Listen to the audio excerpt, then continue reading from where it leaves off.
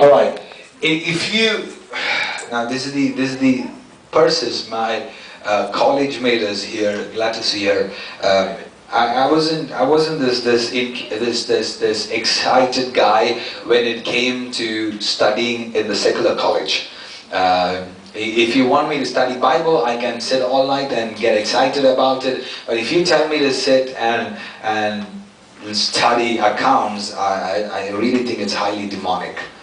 Yeah, so every time the accounts teacher came in, I got my iPods in my ears and I'd start speaking in tongues. And I still have no clue how I passed. Don't ask me, okay? So somebody told me, what would you do if I fail? I said, if I fail, who cares? You know? And when I see some people crying about their failing, I'm like, what's wrong with you? Why are you even crying about it? You know, but those days, there's certain things that got to me. Everything connected with the message still remained in my mind. Everything that I learned about office and structure, I remember, because I know we're going to have ministry office and ministry structure. So I remember that. One more thing.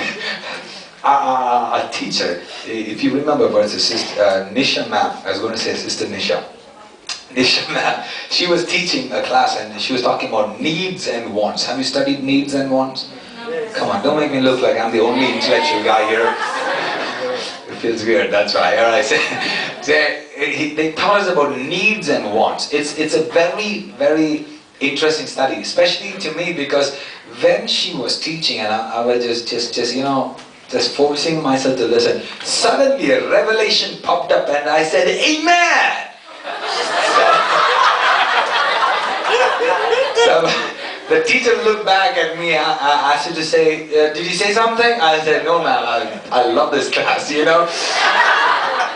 But the truth was God just bombarded the revelation. I get revelations in crazy places, like in the shower, in coffee day, you know, stuff like that. So it's interesting when God speaks something. So are you ready for this? So the first thing you need to understand is needs and wants. So bear with me as I act intellectual for 2 minutes. Needs and wants. So what is needs and wants? Can somebody tell me what needs and wants are? What is a need? What's the want? Can you tell me what needs are? What are the basic needs? I don't know, 3 or 4, how many? How many first? How many basic needs? 3. Food. Let's start. So we're going to consider this first, okay? First is food, shelter, clothing. Is that all? Basic needs. I'm talking about food, shelter, clothing, right? All the MBA students say amen. Okay. Okay. Food, shelter, clothing. Everything else comes under it, okay? So let's not go into details of what exactly it is. Now, let me explain what is want. What is want? You're explaining it yourself, so it sounds good. Tell me, what is want? Desires, exactly. So, for example, need is food. Want is what kind of food that I want. Okay? Come on, nod your heads like this, or the Indian way like this. Do something, okay? So I know you're not sleeping. So food is like, do I need a KFC or do I need McD?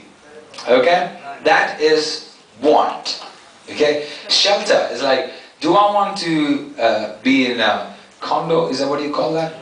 Or flat or whatever you want. That's a want. Am I explaining good so far? Yes. Because if you don't understand this, you won't understand what I'm going to say next. So if you're with me, say amen. Amen. Clothing. Oh, Dubai is so tough to figure out what you want because you got so many brands. I don't know what they're going to do with all these brands. Okay. So clothing is what brand you want, what type you want, what style you want. That's a want. So you got this so far?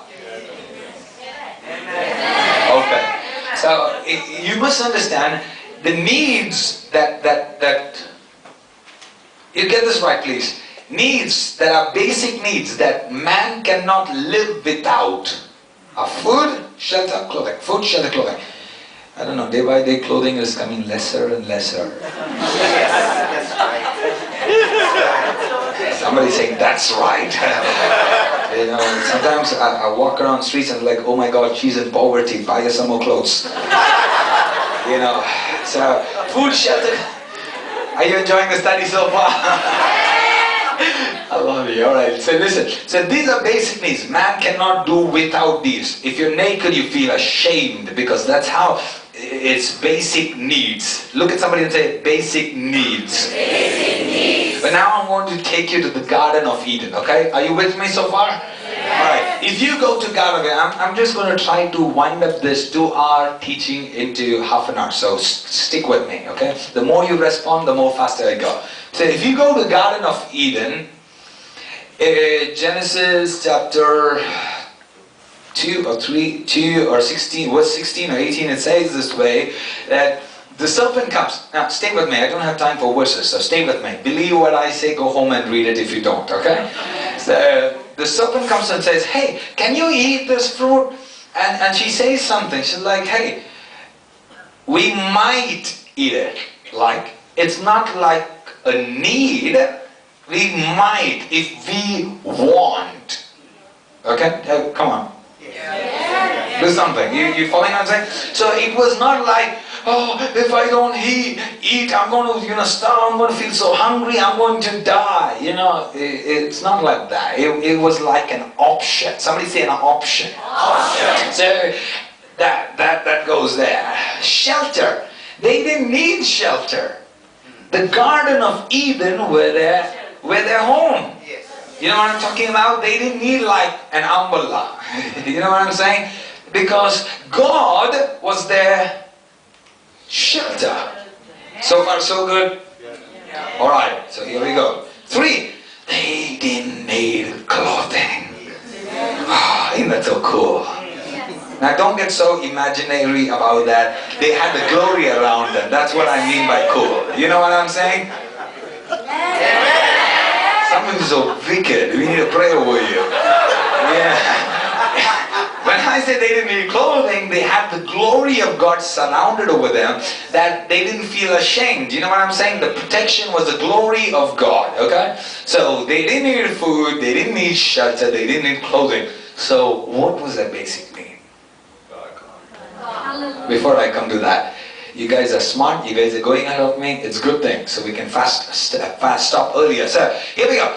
What exactly happened was sin brought this as basic need.